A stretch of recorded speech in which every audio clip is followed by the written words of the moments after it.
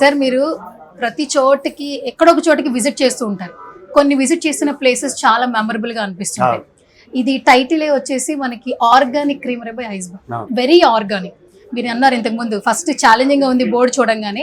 Ice cream తింటే దగ్గు రాదు, జలుబు రాదు, జ్వరం రాదు. మా ఐస్ క్రీమ్ తిన్నాక రికవరీ అవుతారు. అంత ఓపెన్ ఛాలెంజ్ చేయాలంటే చాలా వరకు వర్తబుల్ అయి ఉండాలి, ట్రస్ట్ అయి ఉండాలి. సో ఈ ఆర్గానిక్ క్రీమరీ బై ఐస్బర్గ్ రావడం ఎలా అనిపిస్తుంది? చాలా హ్యాపీ అనిపించింది. ముఖ్యంగా ఏంటంటే ఇట్లాంటి వాళ్ళు ముందుకు వస్తే ఒక ఇన్స్పిరేషన్ అవుతారు.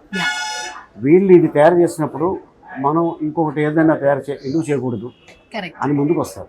సో డెఫినెట్గా మనం అన్ని కంట్రీలు ఎలా ఎదుగుతున్నాయో మన భారతదేశం కూడా ఇంకా ఎదుగుతుంది. అరే ఫలానా భారతదేశంలో ఈ ఐస్ క్రీమ్ అంట, ఇది తినడానికైనా వెళ్ళాలి అని ఉంటుంది కదా లోపల ఎవరికి. ఇప్పుడు హైదరాబాద్ అంటే బిర్యానీ అంతేగా.